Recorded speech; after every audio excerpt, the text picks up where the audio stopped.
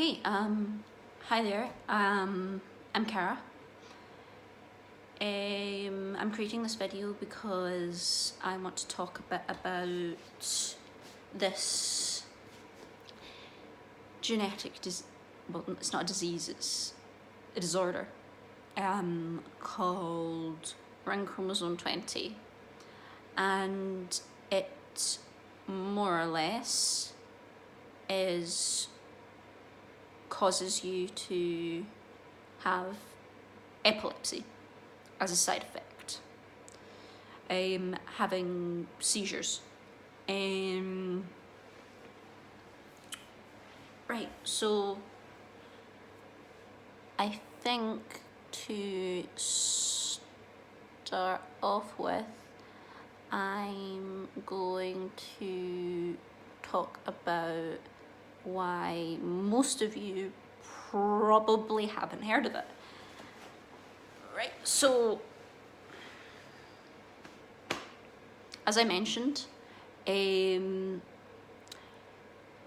chromosome 20 causes you to have seizures and more or less end up with epilepsy.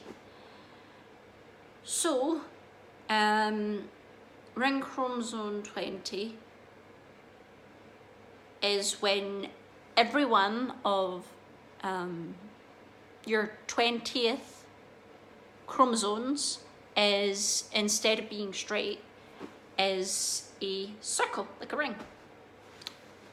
Or that's how it was explained to me. It's pretty rare due to the fact that you wouldn't realize it, that you had or have ring chromosome 20 unless you get a blood test, which obviously they don't just hand out. It's something that you have to ask for and have to pay for. So if you go into the hospital, the likelihood is, if you go in saying you've had seizures, they do a little evaluation. The most likely thing they're going to diagnose you with is epilepsy. They're not going to go, oh, would you like me to take a blood test? And I think, well, that's generally going to be because, well, it's pretty expensive. So, for all we know, it might not be as rare as we think it to be. There might be quite a lot more people out there with the condition I have.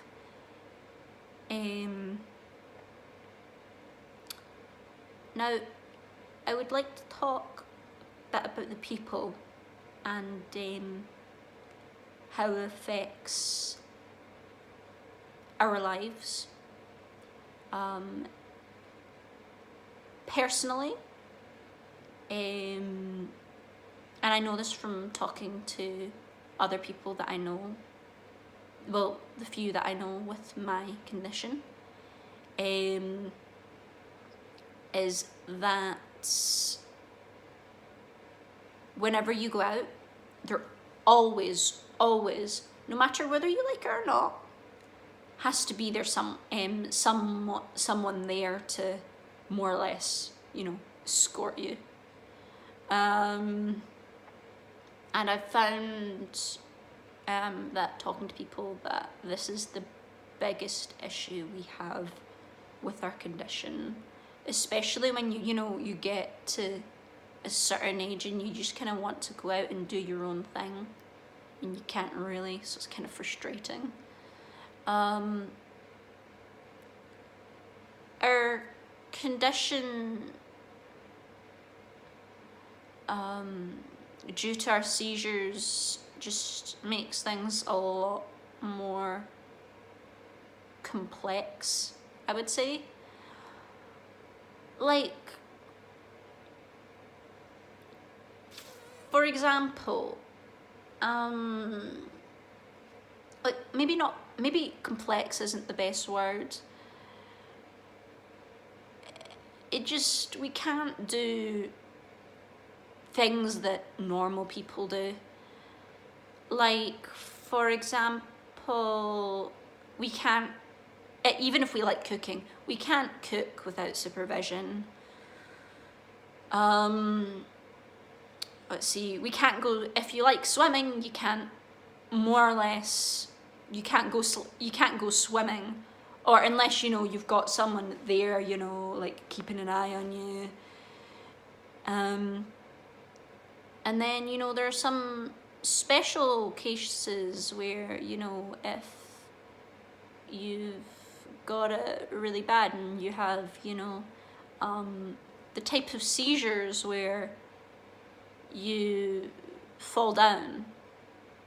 In those cases, you know, people can't even go into, you know, the shower without being, you know, like supervised, you know, to a certain extent. And then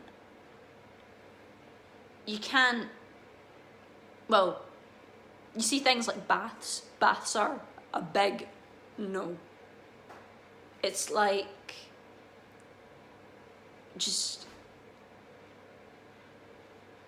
it's kind of unfair, you know, when you really think about it, it's kind of like,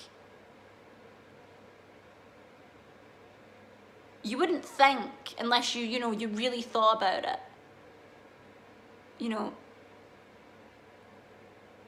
It's like, you think about it and you go, what's the problem? It's just a bath. But the fact is, I mean, like, if you have a seizure and you're in the bath, it's like, that amount of water is all that it takes for something to happen to you.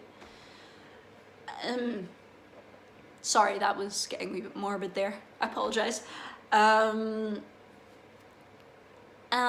Basically, you know, we can't do everything everyone else does.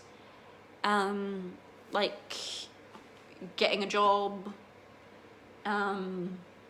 going out alone, you know, as I've already mentioned. But that's not the point.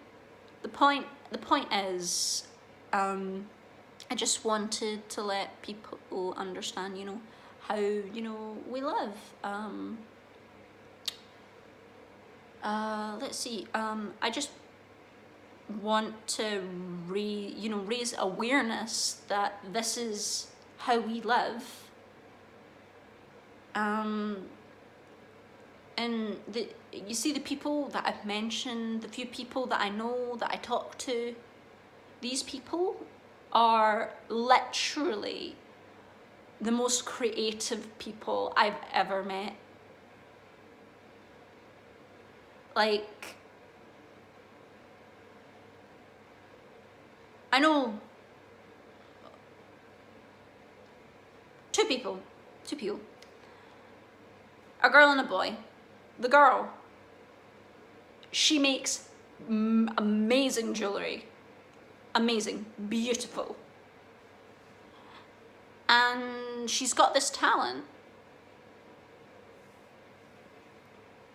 And it's like, she can't really do anything with it.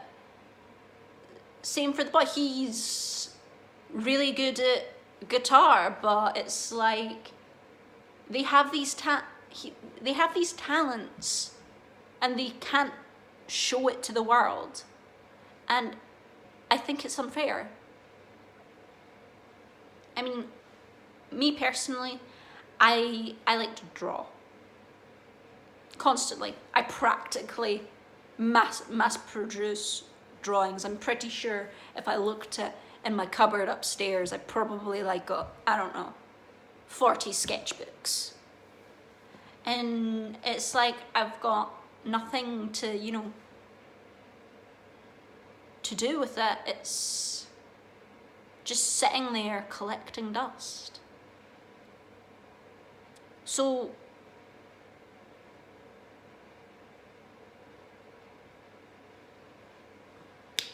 what else is there to do? Except for, you know, what I'm trying to do now. You know, it's just, I feel that if I let you all know what we go through, maybe it'll get out there more, and maybe we'll eventually be able to find a cure for this practically, well, for now anyway, incurable condition. And